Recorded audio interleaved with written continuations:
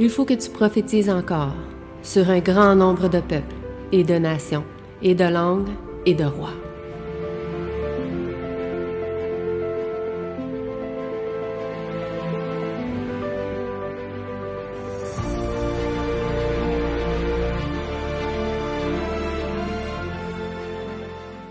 Donc, bonjour à tous. Bon sabbat chacun de vous. Donc, inquiétez-vous pas, j'ai pris l'heure en compte. J'ai vu l'heure, là, avec l'heure qu'on a là, on va pouvoir partager le message d'aujourd'hui, à coup sûr. Donc, on va juste poser les fondations du message, faire une courte introduction, parce qu'il est 11h45 déjà. On va faire une courte introduction, à moins que vous voulez que je prêche, mais ça va être... ça vous dérange pas? OK. OK, c'est vous. C'est pour vous? Ouais, OK. OK, pas de souci. Moi, c'est pour vous. J'essaie de respecter l'heure, mais si ça vous dérange pas, ça me dérange pas moi non plus. Là, ça me fait plaisir. Donc, on va aller lire ensemble Cantique des Cantiques. Je ne sais pas si vous avez déjà lu ou étudié ce livre-là. Qui a déjà lu le livre des Cantiques à main levée? Qui a déjà étudié, médité le livre des Cantiques? OK. Vous n'avez pas fait, plus ou moins? Vous n'avez pas fait votre travail. Là. Non, c'est pas vrai. Bon, aujourd'hui, on va prendre le temps. OK? Je n'étais pas supposé prêcher sur ça. En fait, j'avais préparé un sujet sur qu'est-ce que l'Église, d'après la parole de Dieu. Comment était l'Église apostolique face à l'Église aujourd'hui? Comment l'Église a changé dans ses façons de procéder? Puis comment retourner à une Église plus apostolique dans sa pratique? Mais puisque je n'ai pas eu le temps de vraiment bien compléter, puisqu'il y a beaucoup d'aspects sur l'histoire de l'Église et tout. Et cette semaine, je me posais beaucoup de questions sur des livres de la Bible. Puis je me suis dit, pourquoi pas commencer à étudier un peu un livre qu'on ne parle pas beaucoup. Ecclésiaste, je sais que j'ai prêché une fois sur ça pour bien comprendre le but du livre des Ecclésiastes, mais Cantique des Cantiques, on n'en parle vraiment pas. J'ai jamais entendu vraiment de choses sur ce livre-là. Puis je me suis dit, pourquoi pas préparer quelque chose, une analyse du chapitre 1. Et par la suite, quand on aura l'opportunité, on va approfondir certaines choses que le chapitre 1 veut nous partager. Et donc aujourd'hui, ça sera vraiment une analyse grosso modo qui va quand même durer un certain temps. Ça ne va pas prendre 5 minutes. Mais on va analyser verset par verset qu'est-ce que le livre veut nous dire. Donc ça sera plus une étude du Cantique des Cantiques. Et ça sera intéressant de pouvoir le partager ensemble. Donc, aujourd'hui, Cantique des Cantiques, analyse du chapitre 1. Et avant de commencer, j'aimerais bien sûr qu'on puisse faire une courte prière ensemble. Donc, prions. Notre Père qui est aux cieux, j'aimerais te remercier pour l'opportunité que tu nous permets d'être aujourd'hui présent pour étudier et analyser ce livre des Cantiques des Cantiques. Que tu puisses bénir, Seigneur, chacune des personnes ici présentes et ceux qui écouteront sur YouTube aussi cette étude et que tu puisses bénir, Seigneur, vraiment par ton Esprit Saint, Seigneur, et bien nous remplir de ton esprit et de sainteté, de sanctification au travers de cette étude et pour nous dans notre vie, Seigneur. Tu m'as prié donc pour ces choses au nom de ton Fils Jésus-Christ. Amen. Donc, en préparant ce sujet-là et en allant travailler cette semaine, particulièrement ce jeudi, j'ai pu rencontrer une nouvelle personne au travail où ce que je suis, un chrétien, un adventiste, qui vient d'arriver d'Haïti il y a à peu près un an et demi. Fait que je lui ai posé des questions.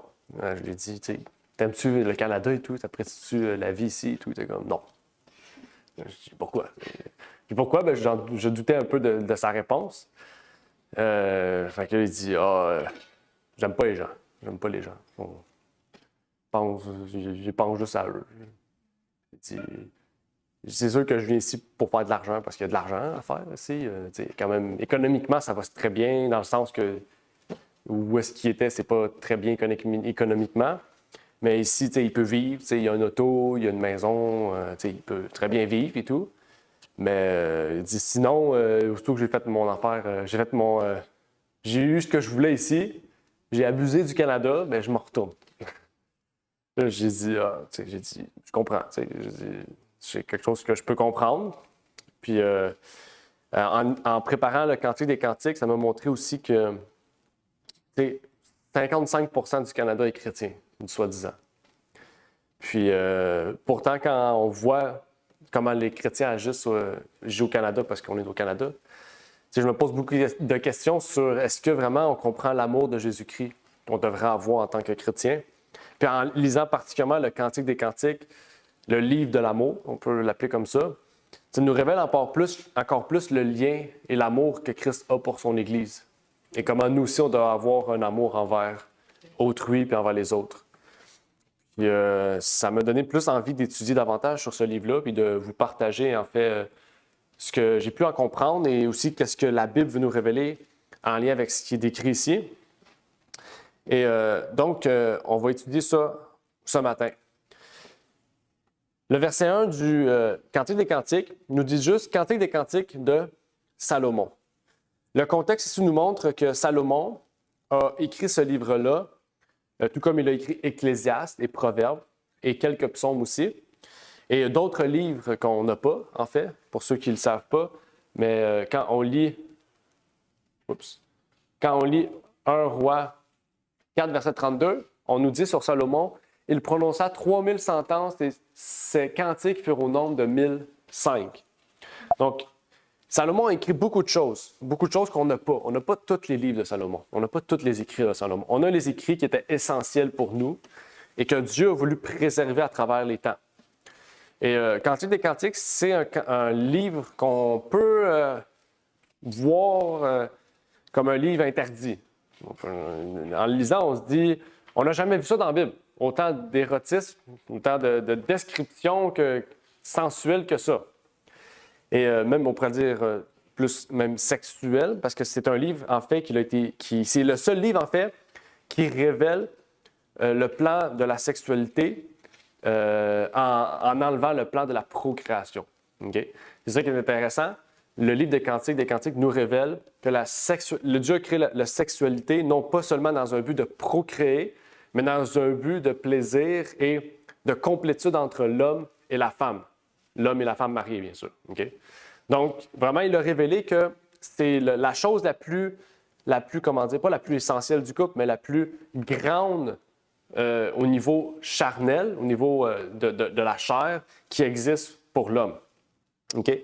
Pour ceux qui ne savent pas, bien, une relation sexuelle, c'est ce qui naturellement élève le plus la dopamine. Okay? C'est ce qui amène la dopamine au niveau le plus haut chez l'homme et la femme. Naturellement, je ne parle pas de drogue ou autre. Okay? Naturellement, la relation, c'est ce qui amène le plus de dopamine chez l'homme et la femme. C'est ce que Dieu a créé qui amène le plus de plaisir et de plus d'amour, le partage d'amour entre l'homme et la femme. Donc, c'est pour ça que le Cantique des Cantiques nous partage cette relation entre une femme et un homme. Okay? C'est pour ça. C'est que Jésus veut montrer l'amour qu'il a envers son Église. L'amour est tellement puissant et profond qu'il révèle ici qu'en fait, c'est la même chose qu'une relation entre un homme et une femme. Donc, c'est vraiment puissant l'amour qui est partagé ici et que Dieu veut partager pour nous, qui veut nous amener à comprendre aussi. OK? Et l'auteur qui est partagé ici, l'auteur qui est Salomon, veut vraiment qu'on puisse comprendre ce chant-là, non pas d'un point de vue littéral, mais d'un point de vue poétique, symbolique. Okay? Il partage ici des choses littérales, il partage une relation littérale, mais dans le but d'amener une profondeur poétique et symbolique. Et ça, c'est quelque chose de vraiment puissant. C'est on pourrait dire, des atouts de Salomon, de partager un message profond, mais qui semble simple à comprendre, mais qui apporte une profondeur vraiment, vraiment grande. Au verset 2, on introduit notre premier personnage. Ça nous dit, verset 2, qu'il me baise des baisers de sa bouche, car tes amours sont plus agréables que le vin. Ce qui est intéressant avec le livre des Cantiques, c'est que la majorité de ce livre-là n'est pas partagé d'un point de vue masculin, mais d'un point de vue féminin. C'est le seul livre dans la Bible où ce qu'on partage les pensées d'une femme en vertu d'un homme et non pas d'un homme en vertu d'une femme. Et ça, c'est intéressant. OK? Sachant que c'est un homme qui a écrit ce livre et non pas une femme, il partage les points de vue d'une femme, de l'amour d'une femme envers un homme et non pas l'amour d'un homme envers une femme. OK? C'est le seul livre dans la Bible. OK? Ça, c'est intéressant. OK? Je ne dis pas que c'est un livre féministe ou quoi que ce soit, mais qu'il veut partager l'importance, il veut révéler à quel point l'Église doit aimer Jésus-Christ, et non pas l'inverse, parce qu'on sait que Jésus aime l'Église. Mais que Salomon veut révéler ici comment l'Église doit aimer Jésus-Christ. Ça révèle un lien puissant. Puis le verset 2 va encore plus profond, parce qu'il dit ici « Car tes amours sont plus agréables que le vin ». Je ne sais pas si vous savez, c'est quoi l'importance du vin dans le monde, dans le judaïsme, dans la parole de Dieu. Quelle est la place du vin dans la parole de Dieu, puis dans le judaïsme ou le peuple hébreu? Quelle était la place du vin dans le peuple hébreu, son importance? Bibliquement parlant. Historiquement aussi, là, mais bibliquement parlant. Non, oui. Oui, il y avait 3 mots utilisés pour décrire le vin, oui. Mais il y avait 2 vins, il y avait 2 sortes de vins. Ouais. Ben oui, effectivement, les Hébreux avaient différents termes pour parler du vin. 3 en hébreu, 3 en grec. Quoi d'autre?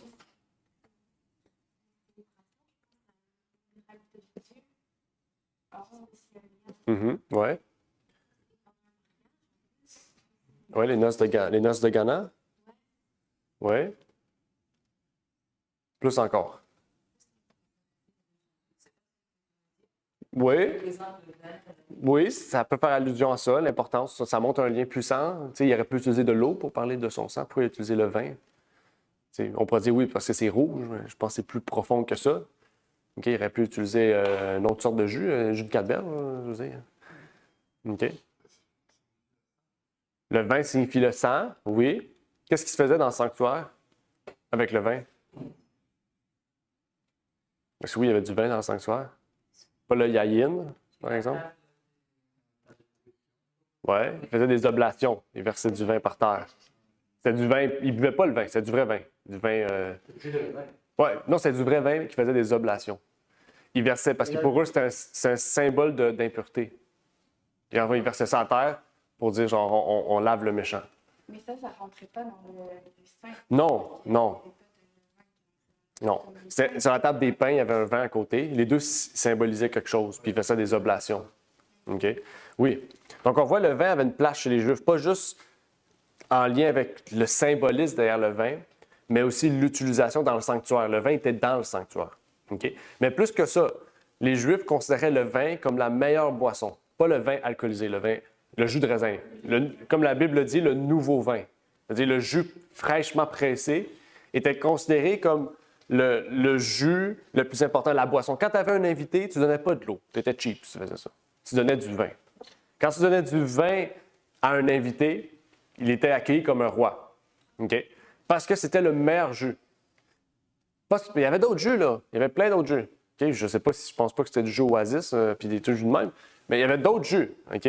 Mais le jus de raisin, le vin, était un jus très utilisé et très important, presque sacré pour les Juifs. Même, pour la preuve, les Romains en ont fait un dieu. Okay? Les Grecs en ont fait un dieu, le dieu du vin. Okay? Le jus du raisin. Mais pour les Juifs, ici, et dans notre texte et notre étude, ce qui est intéressant ici, ça dit que tes amours sont plus agréables que le vin. Okay? Donc, c'est pour vous montrer que si le vin pour les Juifs était une chose qui faisait partie cruciale de leur vie, ici, l'amour est plus crucial que le vin encore, qui était crucial pour la vie des Juifs. Okay? Donc, c'est pour révéler ici que la femme voyait l'amour, l'amour de cet homme, les actes d'amour de cet homme, comme étant plus agréable que le vin, qui était quelque chose de tellement agréable pour les Juifs. Donc, ça nous révèle ici que, en fait, que l'amour de ces deux personnes-là était quelque chose de vraiment important dans leur vie, quelque chose de sacré. Et ici, ce qui est intéressant, c'est qu'on peut associer ça aussi, comme on va faire tout au long du livre, on peut associer ça aussi entre l'Église et Jésus-Christ. C'est ce qu'on va faire tout le long du livre. L'épouse ici pense tellement à Jésus-Christ, qui est son Seigneur, qu'on nomme même pas c'est qui ici. On dit ici qu'il me baise. Dans tout le livre, on nomme pas c'est qui le il. On ne sait pas c'est qui le il. Le il, c'est un pronom ici qui n'est pas utilisé et attribué à une personne. Il y en a qui vont dire c'est Salomon puis la Shumalite. Mais c'est pas écrit que c'est Salomon. On sait que c'est Salomon qui l'a écrit. Mais on ne sait pas c'est qui. On sait que c'est une femme, Shumalite, qui était noire. On explique un peu ici, on va revenir sur ça. Mais on ne dit pas c'est qui le il. Ça laisse place à plusieurs interprétations. Mais on sait ici qu'on peut voir ça comme Jésus-Christ et son Église. Et ici, il n'a pas besoin de nommer qui est cette personne-là. Parce que les actions que cet homme-là fait, en vertu de cette femme-là, on sait que c'est cet homme-là, on sait que c'est cette femme-là que l'homme aime. Par ses actions, il n'y a pas besoin de dire « Oh, la personne que j'aime ou la personne qui m'aime, c'est telle personne ». On le reconnaît tout de suite. Okay? C'est la même chose pour nous. Quand on sert Jésus-Christ, on n'a pas besoin de nommer Jésus-Christ. Les gens, ils voient par nos actions et nos paroles qu'on sert un maître plus grand qu'un homme. On sert un Seigneur qui est au ciel. Okay?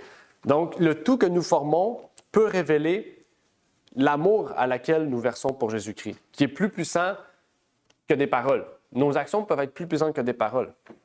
Notre simple regard peut être plus puissant que nos paroles.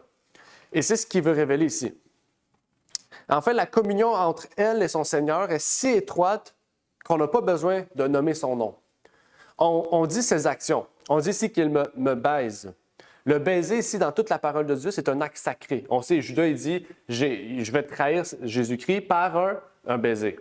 Okay? » Le baiser, c'est un acte très important. Okay? Mais ici, ce qui est encore plus puissant, c'est que ça révèle que les baisers de cet homme-là, en vertu de cette femme-là, est l'amour pur et l'amour le plus profond qu'il peut y verser envers son Église.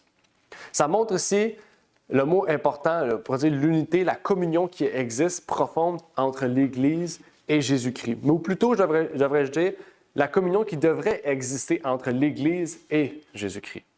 Okay?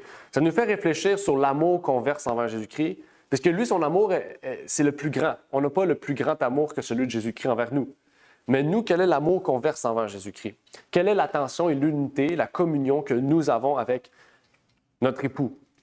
C'est la question qu'on doit se poser personnellement. Il dit « Car ton amour vaut mieux que le vin. Il est meilleur en soi parce qu'il est plus précieux. » L'amour de Jésus-Christ est plus précieux que la chose la plus précieuse pour les Juifs. Le meilleur vin, est pressé pour être servi aux invités, tout comme le meilleur sang, celui de Jésus-Christ, pur et sans tache, a été versé pour l'humanité. En fait, il n'est pas juste meilleur au goût, mais il est meilleur pour les effets. Pour ceux qui ne savent pas, le jus de raisin a des effets très bons pour la digestion, pour le système digestif. C'est la même chose. L'amour de Jésus-Christ est plus exaltant, plus fortifiant et il ne laisse aucune séquelle.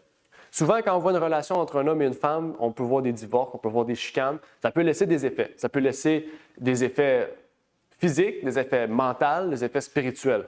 On peut appeler ça des drames dans la vie, des traumas dans la vie. Mais l'amour que Jésus nous donne n'a aucun effet secondaire, n'a aucune trahison, n'a aucune... En fait, c'est l'inverse, c'est nous. Dans Jacques nous dit que nous sommes adultères envers Dieu. Donc, l'amour que Jésus verse envers nous ne change jamais, mais l'amour que nous versons envers Jésus va changer. On peut le donner davantage au monde qu'à Jésus-Christ. Et ça, c'est quelque chose qu'on appelle l'adultère, une trahison. Le mot « baise » ici, pour le baiser, fait référence à, si on prend le mot hébreu, les mots hébreux pour « baise » ici, fait référence à un amour paternel ou un amour physique. Le Cantique des Cantiques utilise ce terme hébreu plus que tout autre endroit dans la parole de Dieu. On l'utilise 10 fois dans le livre des Cantiques, tandis qu'en dehors de ce livre-là, on ne le retrouve que 3 fois. On parle dans l'Ancien Testament. Et à chaque fois, ça fait référence à l'amour immense que Christ verse envers nous. En fait, ce n'est pas pour rien que le Cantique des Cantiques, c'est le livre de l'amour. Okay? On ne parle que de l'amour. Okay? Mais un amour qu'on ne peut retrouver à aucun autre endroit dans la Bible. C'est un amour vraiment particulier. Est-ce que le verset 2 est peut-être plus clair maintenant? Allons au verset 3. Le verset 3 nous dit « Tes parfums ont une odeur suave. Ton nom est comme un parfum répandu. C'est pourquoi les jeunes filles t'ont aimé. » Bon, ici, il semble avoir des concubines ou un mariage polygame. Mais ici, ce n'est pas la réalité. Okay? Ça dit c'est pourquoi les jeunes filles t'ont aimé. Ça ne veut pas dire que lui, il les a aimés. OK? Il faut comprendre. Okay? On sait, je pense que vous savez, il y a des gens qui peuvent aimer. On peut tomber en amour avec plusieurs personnes, mais inversement, ça ne veut pas dire que c'est le cas. Okay? Et ici, c'est ça un peu qui est révélé.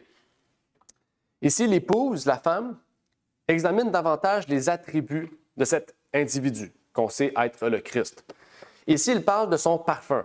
Mais intéressant, il ne parle pas de son parfum, de l'odeur de l'individu. Il ne dit pas « Ah, l'odeur la personne que je sens la myrrhe et le parfum. » C'est pas ça qu'il dit. Qu'est-ce qu'il dit sur le parfum?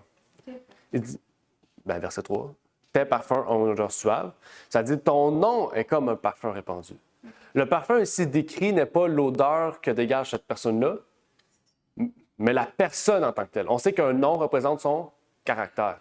Le caractère de l'individu dégage un parfum. Et ça, c'est intéressant, parce que récemment, on avait parlé un peu du parfum. Je n'ai pas fini mon étude encore, mais ici, on peut comprendre davantage quel est le parfum qui doit dégager de nous. OK?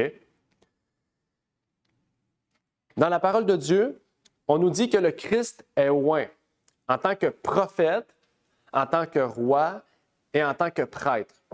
Et dans chacune de ces fonctions-là, il dégage un parfum et une douceur pour chacun de nous.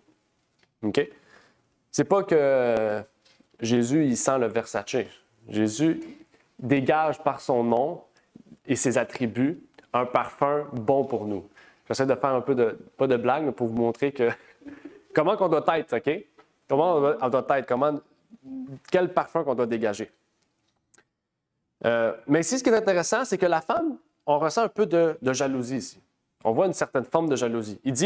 Elle dit, verset 3, désolé, « Tes parfums ont une odeur agréable, ton nom même est un parfum qui se diffuse. Voilà pourquoi les jeunes filles t'aiment. » OK? Puis là, elle est comme, fais attention, ton caractère, les attributs que tu as font charmer d'autres personnes. Mais elle dit, c'est moi que tu aimes, pas personne d'autre. J'ai vu, moi, comment les autres regardent les autres personnes. Elle dit, moi, c'est moi que tu aimes. C'est moi, je t'aime et toi, tu vas m'aimer. OK? En fait, ici, le parfum, comme on l'a vu, est employé pour la personne, l'attribut, le caractère de cet individu-là. Je pense que c'était quand même assez clair. Mais ici, l'amour révèle que le parfum n'a pas lieu d'être sur l'individu pour éveiller les sens et la sensualité de l'individu, mais plutôt pour éveiller sa beauté naturelle et ses attributs caractériels. Okay? Donc, le but ici, c'est de réveiller non pas les sens. Je ne sais pas si vous comprenez la distinction. Okay? Le parfum ici décrit n'éveille pas les sens des individus, okay? Mais éveille plutôt le sens critique de l'individu. Okay? Ah, je suis attiré par cette personne-là parce que le caractère qu'elle a dégage une bonne odeur et non pas « Ah, j'aime cette personne-là parce qu'elle sent bon puis je suis attiré à elle parce que… » Okay? On voit la distinction. Okay? Un sens, on attire les gens charnellement ou on attire les gens par le caractère. Okay? C'est ce que révèle Cantique des Cantiques. Mais on pourrait étudier davantage le parfum, l'utilisation et tout. Okay? Vous allez voir en détail. On en parle aussi. Exactement, on en parle aussi. Okay? Donc, c'est quand même important. Puis justement, un peu plus loin, peut-être pour inciter votre curiosité, un des pères de l'Église, Clément, dans son Pédagogues numéro 2, au chapitre 8, il nous dit « Car il n'est pas juste, ici c'est intéressant, j'ai fait une courte recherche, là, car il n'est pas juste que des vêtements séduisants et des onguents, parfums, soient admis dans la cité de la vérité, mais il est hautement nécessaire que les hommes qui sont parmi nous ne répandent pas l'odeur des onguents, mais celle de la noblesse et de la bonté. » On voit ici même les pères de l'Église là, attribuent le parfum non pas à ce qu'on doit dégager en termes d'odeur, mais ce qu'on doit dégager en termes de caractère. Okay? et que la femme respire le parfum du véritable onguent royal, celui du Christ, et non celui des parfums et des poudres odorantes, et qu'elle soit toujours ointe du crème ambrosiaque, de la modestie, et trouve son plaisir dans le saint onguent, l'esprit. OK?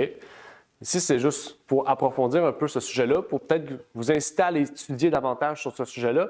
Mais ici, on comprend que le parfum fait partie de la modestie. OK? Aujourd'hui, on a perdu un peu ce sens-là peut-être, mais à l'époque, dans les premiers siècles du christianisme et même à l'époque apostolique, ça faisait partie de la modestie. OK?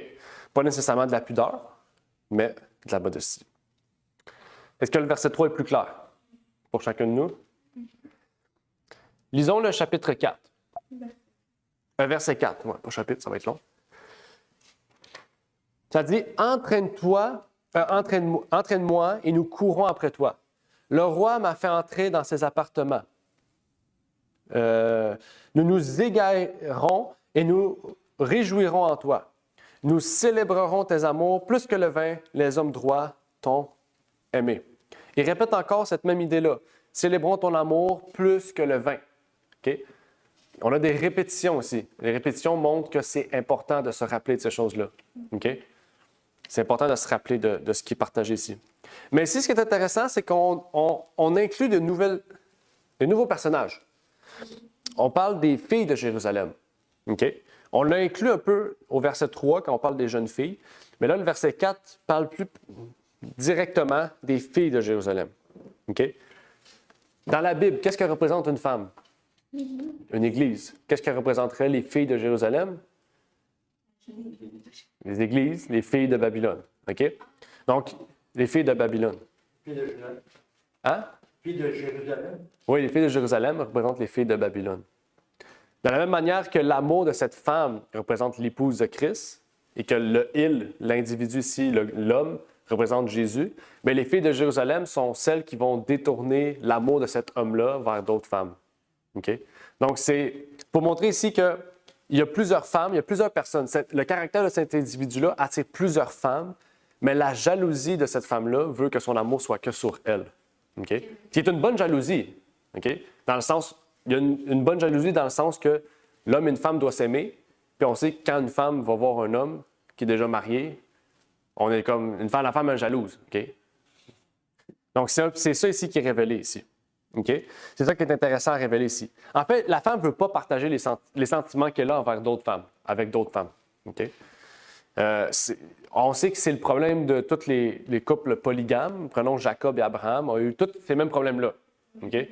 Quand il y a plusieurs personnes qui aiment une personne, ça crée des problèmes. Parce qu'on veut tous l'avoir pour nous. Il y a l'orgueil. Okay? Même si on serait les chrétiens les plus chastes et les plus purs, le problème existerait. Okay? Parce que c'est ça l'amour. L'amour, elle ne se partage pas. Dans le sens que l'amour de Christ se partage parce que c'est un amour infini, mais l'amour comme ça ne se partage pas. Et ces femmes, donc, aiment l'homme pour sa joie, aiment l'homme pour son plaisir, aiment l'homme pour son amour.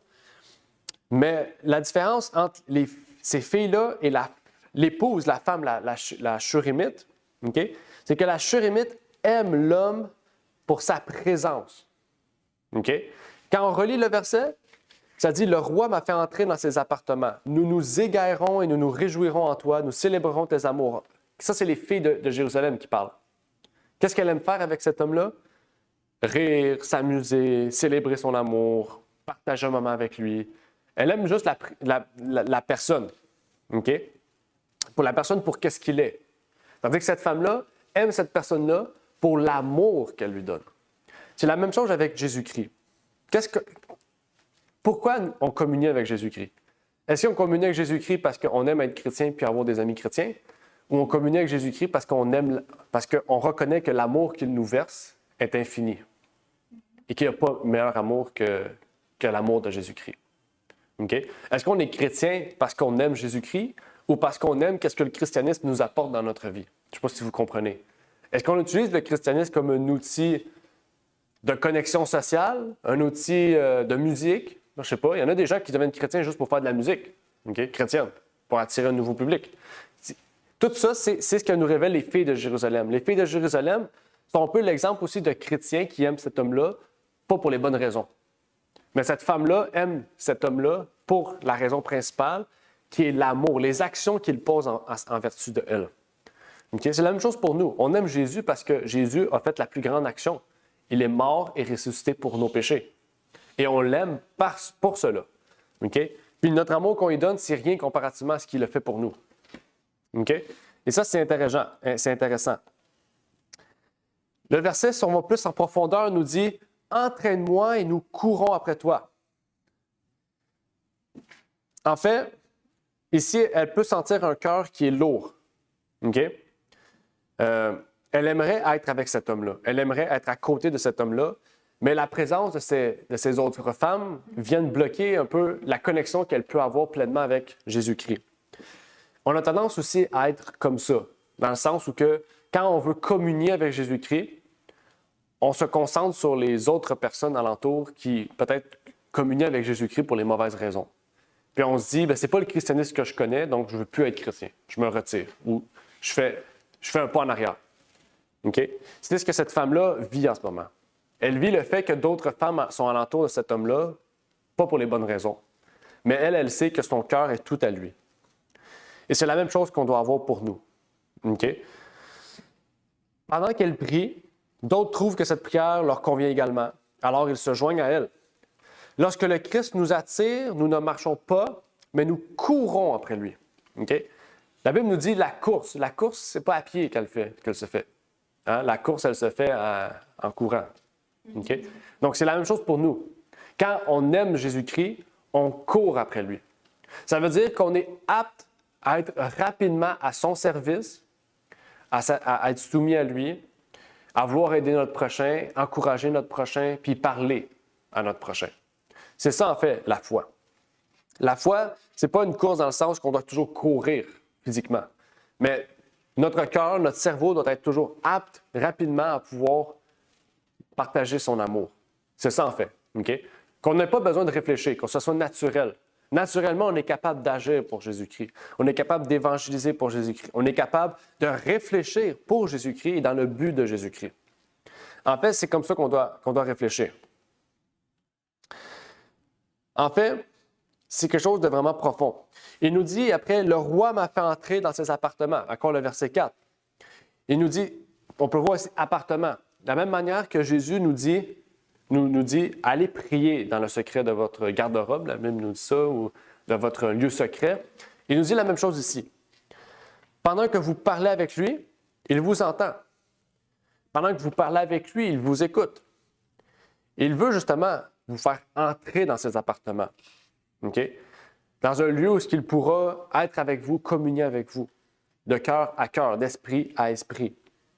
En fait, le Christ entre dans notre chambre intérieure, notre chambre spirituelle, notre maison, notre esprit, pour communier avec nous, communiquer avec nous aussi, et pouvoir justement nous transformer et nous sanctifier. Ça nous dit, nous célébrerons tes amours plus que le vin. Les hommes droits t'ont aimé. Non seulement les justes de cœur, ceux qui sont purs et humbles, qui, où que l'agneau les mène, ne s'écartent jamais de ses traces. Apocalypse 14, verset 5. Ils suivent l'agneau partout où il va. Mais aussi les hommes droits, ceux qui aiment l'excellence morale et la vertu doivent aimer le Christ. Et ça, c'est intéressant. Mais un peu plus loin, le verset 5, il change de tonalité. Ici, la femme commence à mieux partager ses caractéristiques. Verset 5, il nous dit « Aux filles de Jérusalem ». Là, il dit « Oh, filles de Jérusalem, attendez, je vais me montrer mes attributs aussi. Je suis brune, mais belle. Je suis comme les tentes de Kédar et comme les pavillons de Salomon. » C'est un passage intéressant. Je me suis reposé vraiment pour comprendre ce passage-là. Pourquoi c'était si important de dire qu'elle était brune? Déjà, si elle dit qu'elle était brune, c'est que les autres ne sont pas brunes. Okay? C'est clair. Noir, même chose. OK? Ouais. Donc, y en a, là, ici, on pourrait dire, OK, je suis brune, mais belle. Donc, ça veut dire que les noirs sont peut-être pas tous beaux. On peut arriver à plein d'interprétations ici. OK? Qu'est-ce que la Bible veut dire? Qu'est-ce que Salomon a voulu vous faire comprendre? De un, pas nous faire comprendre que tout le monde est noir, puis que, bon, parler de l'Israël de ce sens-là. Mais ici, ce qui est intéressant, c'est qu'elle veut révéler quelque chose. C'est que malgré que peut-être, ici c'est intéressant, c'est malgré que les autres la voient comme étant laide et n'étant pas, on pourrait dire, apte physiquement à être avec cet homme-là, c'est-à-dire que les filles de Jérusalem se disent supérieures par leur beauté qu'elle, eh bien, elle reconnaît qu'elle reste belle et que cet homme-là l'aime non pas pour nécessairement que sa beauté, mais ses attributs. Jésus-Christ ne nous aime pas pour ce que nous sommes, mais ce que nous... L'inverse. Jésus ne nous aime pas pour ce que nous sommes, mais ce que nous sommes depuis la naissance. Dans le sens, nous sommes des enfants de Dieu. Que nous soyons blancs, que nous soyons noirs, que nous soyons peu importe l'ethnie, peu importe la religion que nous étions, peu importe le sexe que nous sommes, etc. Jésus nous aime tel que nous sommes. Okay? Il ne nous aime pas pour ce que nous sommes physiquement, mais ce que nous pouvons être intérieurement et ce que nous sommes aptes à pouvoir devenir pour lui. Okay? Et c'est la même relation qui existe entre cette femme et cet homme. Okay? Il faut savoir aussi que cette femme-là, ça dit « Je suis comme les tentes de Kédar et comme le pavillon de Salomon ». Pour ceux qui ne savent pas, les Kédarites, c'était aujourd'hui, ça serait dans les pays arabes. Okay? Mais les Kédarites, dans Genèse 25, verset 13, on ne va pas le lire, c'est l'Arabie du Nord. C'est les gens qui vivent au sud de Damas. En fait, ils étaient noirs de peau. Pourquoi? Parce qu'ils vivaient dans le désert et qu'ils travaillaient jour et nuit dans le désert au soleil. Donc, ils ont noirci avec le soleil. Okay? Donc, naturellement, ils ne sont pas noirs, mais dû à leur travail, ils sont noirs. Okay? Et cette femme-là se comporte à cela parce qu'elle est une travaillante. Okay? En fait, l'ouvrage de extérieur qu'elle pratique, la rend de couleur plus foncée. Et ça, c'est on pourrait dire, pour les filles de Jérusalem, c'est un symbole de laideur. Okay? Parce que c'est une femme de dehors. Les femmes ne travaillent pas dehors, les femmes travaillent en dedans. Okay? Pour eux, les hommes travaillent dehors. Okay? Mais elle, c'est une travaillante, c'est une battante. Okay? Puis malgré toutes ces choses-là, l'homme, il, ici Jésus-Christ, ou Salomon, ou peu importe, l'aime pareil. Et ça, c'est ce qu'elle voulait soulever ici. Quelque chose d'intéressant comme suit. Au verset 6, on peut lire « Ne prenez pas garde que je suis brune, car le soleil m'a regardé. » Okay? Encore ici, on a un pléonasme. Le soleil ne peut pas regarder une personne. Okay? Ça dit « Les enfants de ma mère se sont irrités contre moi. Ils m'ont mis à garder les vignes. Ma vigne à moi, je ne l'ai point gardée. » Ici, c'est encore plus profond. Quelle est la profondeur ici qui est partagée? Okay? Ici, c'est intéressant. On sait que la vigne, qu'est-ce que la vigne représente dans la Bible? Qu'est-ce que la vigne représente dans la Bible? Le peuple d'Israël. Le vigneron, c'est qui? C'est le Christ. Okay? Donc, il y a un symbole ici. On va aller plus en profondeur, mais ici, c'est pour vous amener vers où est-ce qu'on va aller. Okay? Ça dit, les enfants de ma mère se sont irrités. Okay? La première partie est moins importante parce que c'est relié à ce qu'on a lu plus tôt. Ça dit, les enfants de ma mère se sont irrités contre moi. OK? Qu'est-ce qui est arrivé? C'est qu'elle a subi une persécution. OK? Puisqu'elle a subi une persécution, elle a dû s'occuper des vignes qui n'étaient pas la leur, la sienne. Ma vigne à moi, je ne l'ai point gardée. OK?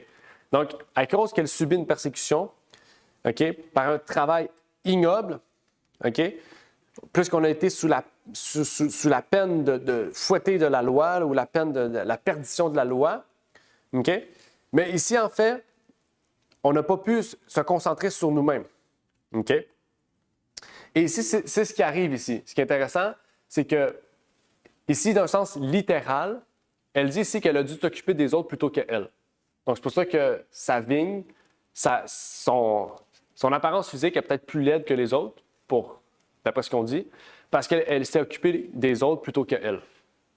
Ça, c'est la version littérale. Si on la comprend littéralement, c'est ça que ça veut dire. OK? Dans le sens qu'elle s'est occupée des autres. Elle a partagé son amour envers les autres, mais elle ne s'est pas donné d'amour. Elle n'a pas pris soin d'elle. Ses cheveux étaient tous égaillés, ses habits étaient tous croches, elle n'a pas pris peut-être de bain ou de douche ou peu importe, mais elle s'est occupée des autres. Elle a partagé l'amour pour les autres.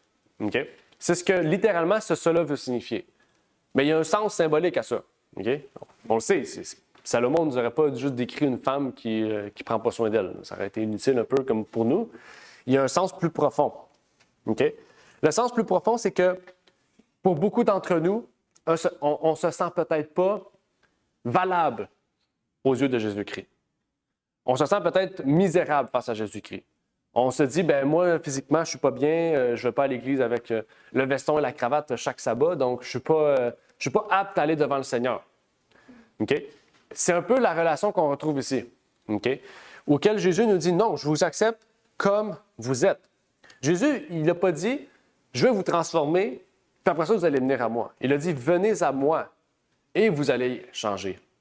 Pierre est devenu le Pierre qu'on connaît dans son épître, non pas quand il est devenu chrétien, mais à la fin de ses jours. Paul est devenu le Paul qu'on connaît, non pas au début de sa vie, mais à la fin de sa vie. Okay? De la même manière que Jésus a commencé son ministère non pas à 8 ans, mais à 30 ans. Que Jean a commencé son ministère non pas à 10 ans, mais quand il est sorti du désert.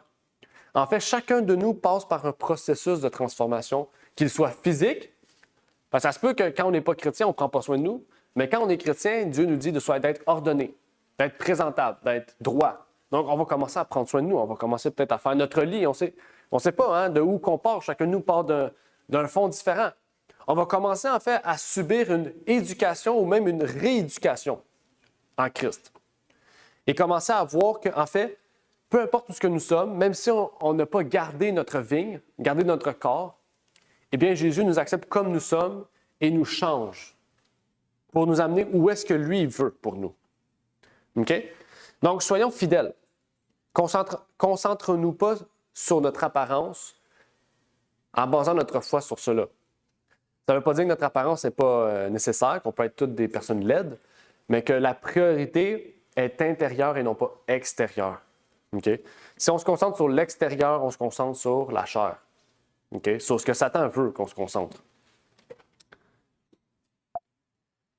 Verset 7 nous dit, « Dis-moi, ô toi qu'aime mon âme, où tu paies ton troupeau, et où tu le fais reposer sur le midi. Car pourquoi serais-je comme une femme errante auprès des troupeaux de tes compagnons? » Qu'est-ce qu'il veut révéler ici? C'est que on voit ici qu'il y a d'autres bergeries. Qu'est-ce qu'il représente déjà? On parle du berger. Salomon n'était pas un berger, OK? Fait que c'est pas très approfondi son illusion à la bergerie. C'est plus David dans les psaumes qu'on voit la profondeur de la bergerie. Mais qu'est-ce que signifie les bergers et la bergerie dans la parole de Dieu? Le berger. Oui. C'est Jésus. Les fidèles, OK? Les saints ou les chrétiens, peu importe. OK? Donc, on voit ici une autre allusion à cela. Elle dit que dis-moi où est-ce que se trouve ton troupeau, puis je vais aller à ton troupeau. Elle dit, moi, je ne veux pas voir tes amis. Là. Moi, tes amis et tes troupeaux, ça ne me dérange pas. Moi, c'est toi que je veux. Je veux ton troupeau, ton Église. C'est ça qu'il nous révèle ici. Okay? Quand on aime vraiment Jésus-Christ, on va être prête à quitter même une communauté religieuse à laquelle elle n'est pas réellement l'Église du Christ. Soit par sa doctrine, soit par son message, soit par son amour, peu importe. Okay? On voit qu'il y a un problème. On est capable de s'asseoir, de réfléchir, de prier Dieu, de dire que Dieu nous révèle quelle est la bergerie qui est fidèle à Jésus-Christ. C'est ça ici qui arrive. OK? Et si vous lisez un peu, mettons, dans Genèse, rappelez-vous, je pense de la Genèse, je ne sais plus c'est quelle femme, je ne sais pas si c'était Dita ou Dina, qui s'était voilée puis qui est allée s'approcher du berger, puis elle a couché avec le berger. Parce que les prostituées à l'époque, eux, ils se voilaient. Tamar, oui. Ils se voilaient puis ils se cachaient. OK? Puis on les reconnaissait comme ça. OK? Et c'est un peu ça ici qu'elle dit. Serais-je comme une femme errante auprès des troupeaux de tes compagnons? Est-ce qu'elle va se promener avec son voile et tout en train d'aller chercher son maître, puis paraître comme une prostituée? Non. Dis-moi où est-ce que tu te trouves, puis je vais te suivre. C'est ce que Jésus fait quand on lui demande. Quand on lui demande, Jésus, où est-ce que tu veux que j'aille? Où est ton Église? Et j'irai. Jésus va nous montrer le chemin. Il va nous montrer la bergerie. Il veut qu'on retourne à la bergerie. Okay? Il le dit dans Matthieu. Okay? Retournez au troupeau. Retournez à la bergerie. Il va chercher la brebis perdue, puis il ne l'amène pas dans la bergerie la plus proche. Non, il l'amène dans sa bergerie à lui. OK? Donc, de la même manière qu'il y a des faux bergers et des vrais bergers, il y a donc des fausses bergeries et des vraies bergeries. Vous êtes d'accord? C'est logique. S'il y a un faux berger, il y a une bergerie. Puis s'il y a un vrai berger, il y a une vraie bergerie. Ce verset-là nous révèle cela. Jusqu'à présent, est-ce que c'est quand même clair pour les versets? Est-ce qu'il y a des choses que vous aimeriez qu'on revienne pour partager? Les 7 premiers versets, est-ce qu'ils sont clairs? Oui. Jusqu'à présent. Oui? Oui. Non? C'est des specs. Ça fait beaucoup d'informations. Oui, il y a beaucoup d'infos. Hein? Ne inquiétez-vous pas, je peux vous partager mes notes. Puis vous aurez le PowerPoint aussi, mais je peux vous partager mes notes, il n'y a pas de souci. On peut arrêter aussi là si vous voulez, puis continuer la prochaine fois. Mais il ne reste plus grand verset. Il reste quand même beaucoup de versets. On est à la moitié, là. Fait que, si vous voulez, on peut arrêter là pour aujourd'hui. Moi, j'ai pas de problème. Ça fait quand même 45 minutes. Je suis juste au verset 8. C'est correct? Lui, David est prêt à tout gommer. Là.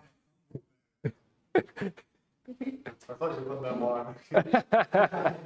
Vas-y. Je dois pas m'en dans la gueule. On va aller ensemble. Ouais. Mais comme tu dis, il y a beaucoup d'infos. On navigue sur des versets. On essaie de les comprendre. Ouais. De la façon que tu le dis.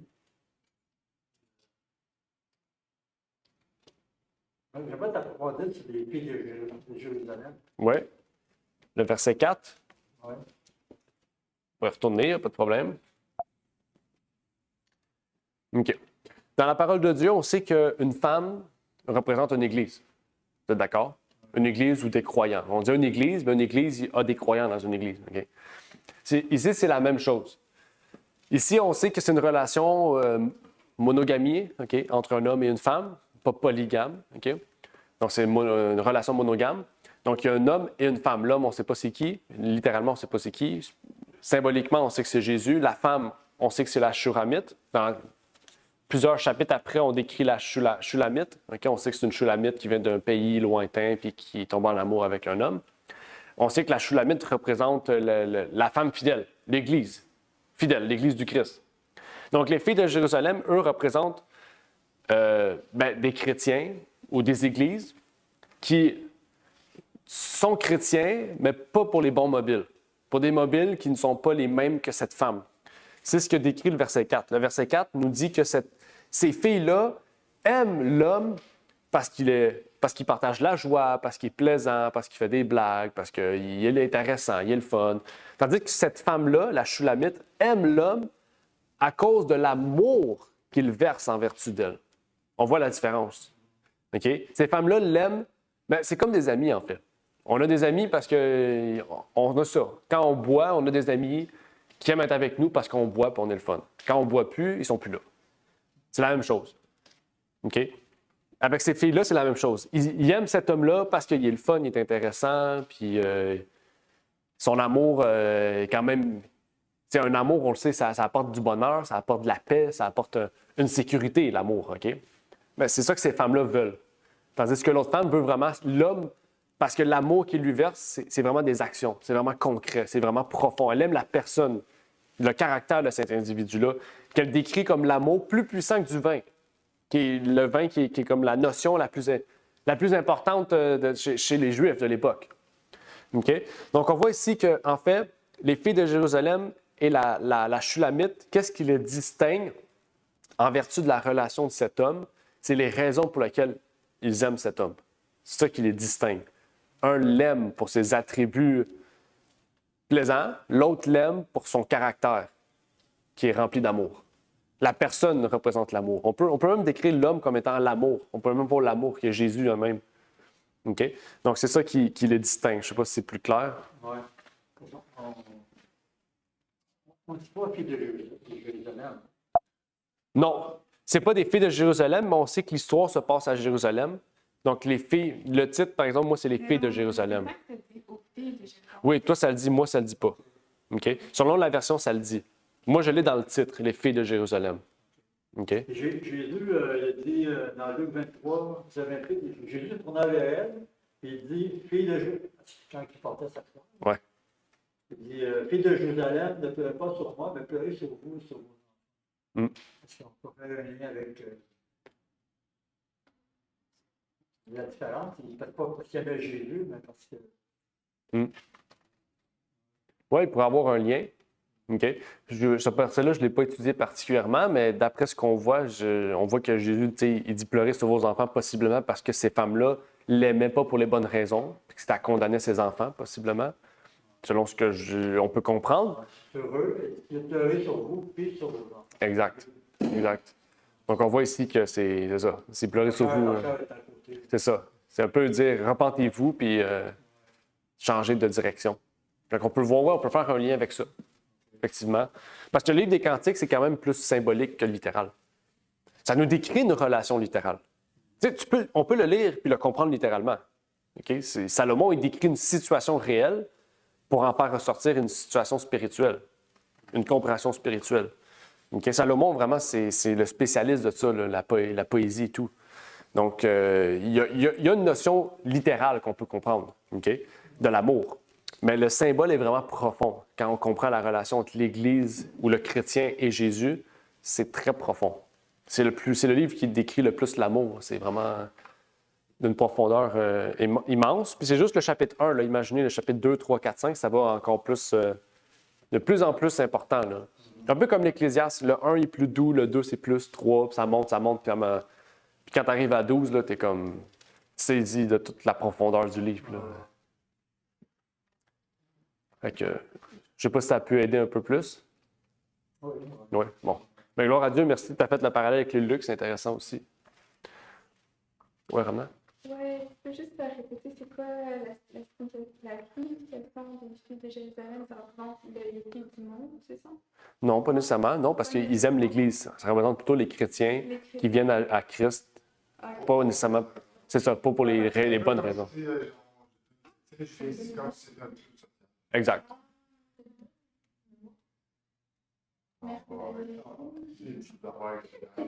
Dans la Bible, on a un exemple, avec par exemple Simon le magicien. C'est un exemple d'une fille de Jérusalem, par exemple. Simon le magicien. Qui d'autre? Le jeune riche, le jeune homme riche, un exemple aussi. OK. Il n'était pas prêt à suivre Jésus. Les femmes, tantôt tu as parlé des femmes qui pleuraient, même chose. C'est des filles de Jérusalem. Qui viennent à Jésus, mais pas pour les bonnes raisons. Ou peut-être qu'ils n'ont pas compris la bonne raison à laquelle on doit devenir chrétien. Oui, c'est vrai. Exact. Exact. Ananias et Saphira.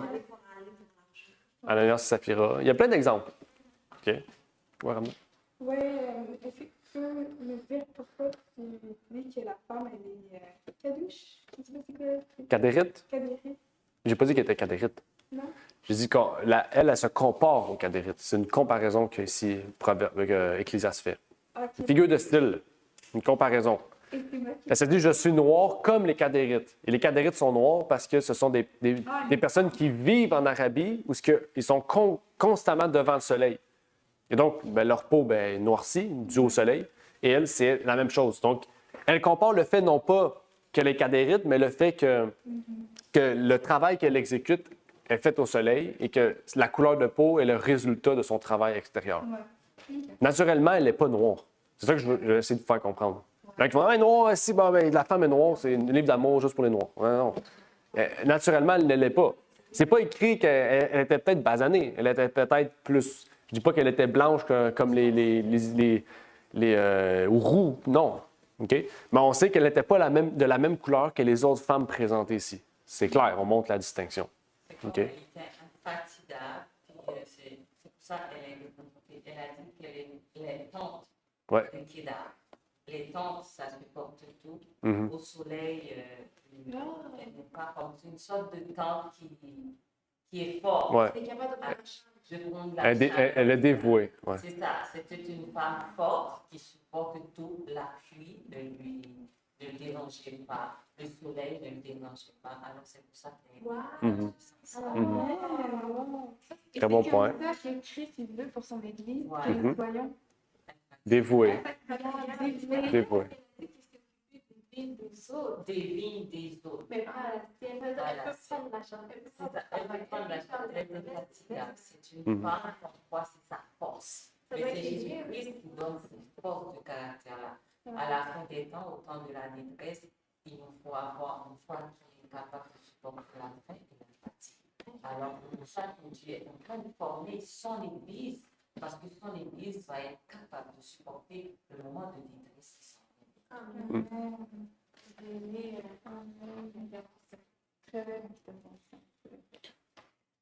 Est-ce qu'il y a d'autres questions avec un lien avec les 7 premiers versets?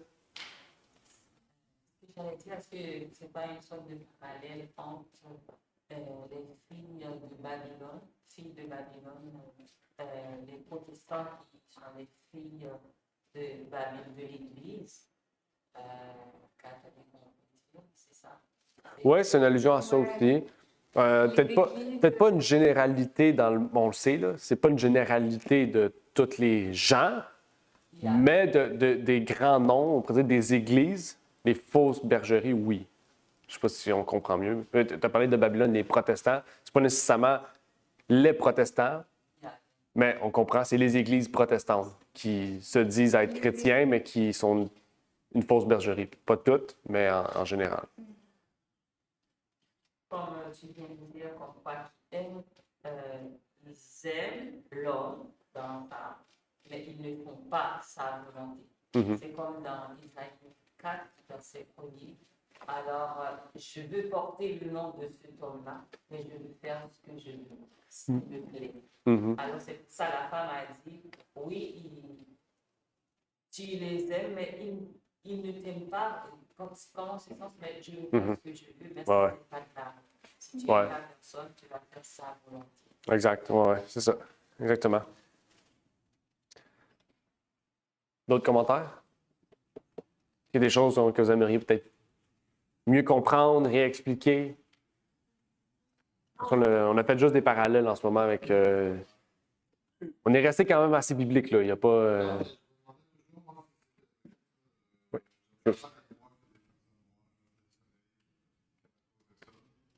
Comme l'impression que ça pourrait venir du moment à la tour de Babel. Ouais. Tu sais, quand il y a eu les langages, il y a pas eu l'impression qu'à ce moment-là aussi, on est indifférent. Mhm. J'ai mal à dire à croire, mais là, quand je vois dans ce livre-là, ça dit que c'est le soleil qui ne connaît pas bien mon père, c'est le soleil qui me rencontre comme ça. Ouais. Et là, je vois. Mhm. Oui, effectivement, si on prend la tour de Babel, j'avais prêché là-dessus quand on avait parlé du racisme. On avait parlé du racisme, on avait expliqué que justement, la tour de Babel, quand les langues sont arrivées, ils se sont divisées, se sont réparties sur la terre à différents endroits. Puis là, quand on prend Cham, par exemple, qui signifie brûler, OK? Puis on prend pas Cham directement, mais Cham, c'est la descendance des pays africains, OK? Dans l'Afrique du Nord, où ce qu'il y a eu après ça les Éthiopiens. Éthiopiens, par exemple, ça signifie brûler, noir. Les Éthiopiens, à la base, sont tous noirs, OK? C'est de là que toute l'Afrique, après ça, en dessous, c'est popularisé. Là. Il y a une grosse population après. Fait que, comme tu dis, oui, ils se sont répartis. Il y a une place au sud, une place à l'est, une place au nord, à l'ouest. Puis là, les teintes de peau se sont variées parce qu'il y a des changements, des variations de température, des variations du soleil. Le travail change aussi. On ne cueille plus la même chose, on ne cultive plus la même chose, on ne vit plus de la même manière, les langues changent. Hein? La nourriture change aussi, oui, exactement. Tout change. Fait que tout... Oui, si tu avais les impôts, on pourrait faire justement plus souvent. Ben là, je suis pas. Ouais. C'est quand même entre l'Asie et Ouais, c'est comme un mix des deux. Ce serait plausible. Pakistan, ça va être aussi, je pense. Ouais. C'est un mix des deux, là. Le climat fait beaucoup effet aussi, là. Parce que le soleil dure plus longtemps à certains endroits, plus court, il reste plus longtemps dans la journée, il fait plus froid, tout change. C'est blanc du pays scandinave. Oui, exact. OK. Plus de neige, moins de soleil, fait que teint plus blanc. Fait que... Ça fait penser à une chose. C'est quand, que ce soit les Noirs, les Asiatiques, les Blancs, quand une personne vient au monde, que ce soit les Noirs et les Blancs.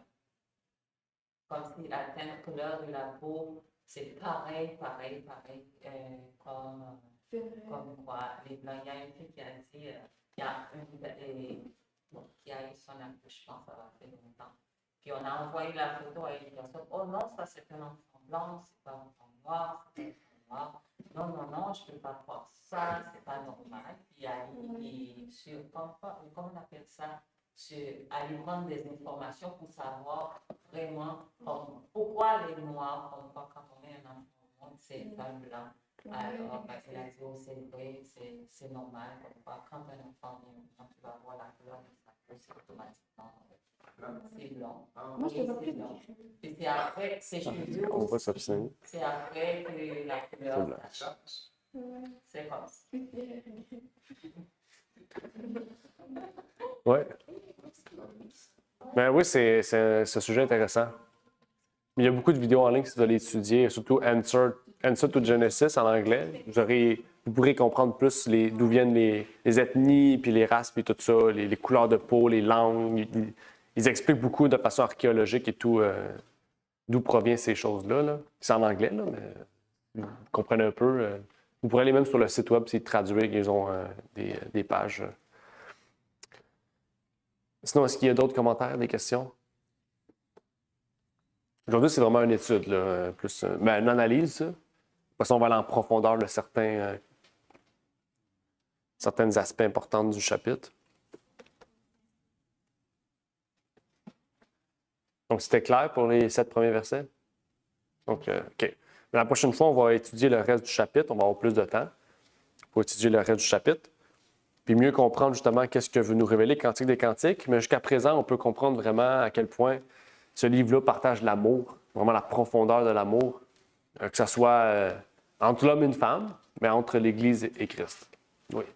Oui, au début, tu as dit que il y avait Oui. je t'avais 2 sur 2. Oui. Est-ce que c'est le vin fermenté ou bien le vin? Oui, exact, oui. Ah. Ouais.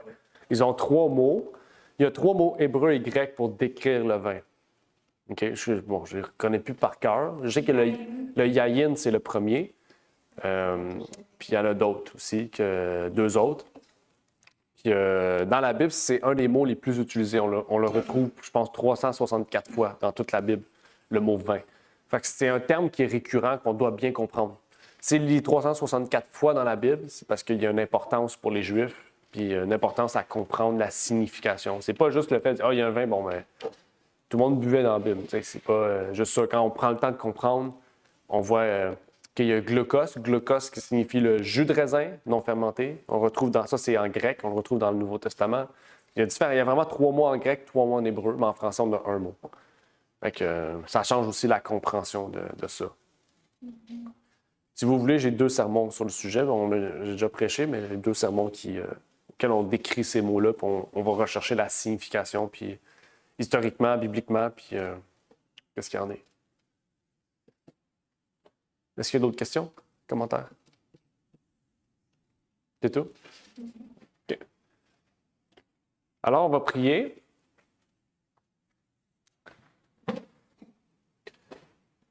Notre Père est aux cieux, merci Seigneur pour l'opportunité que tu t'as permis d'étudier ce livre, Seigneur, Cantique des Cantiques, de commencer l'étude de ce livre. Que tu puisses bénir chacun de nous qui étudieront ce livre au cours des prochaines semaines, des prochains mois aussi. Que tu puisses nous permettre donc de bien comprendre ce qui en est, Seigneur, et de pouvoir vraiment nous révéler davantage ce que tu veux nous permettre de comprendre au travers de ce livre, Seigneur, et nous révéler pour, Seigneur, non seulement notre connaissance, mais notre sanctification et pouvoir mieux te servir, Seigneur. Et donc, je te prie pour ces choses au nom de ton Fils Jésus-Christ. Amen. Amen. Merci d'avoir écouté cette vidéo. Si vous désirez rejoindre l'œuvre au Québec, veuillez nous contacter par email à asjh1889 de Terrebonne @gmail.com et via Facebook à commercial asjh1889 de Terrebonne. Merci à vous et que Dieu vous bénisse.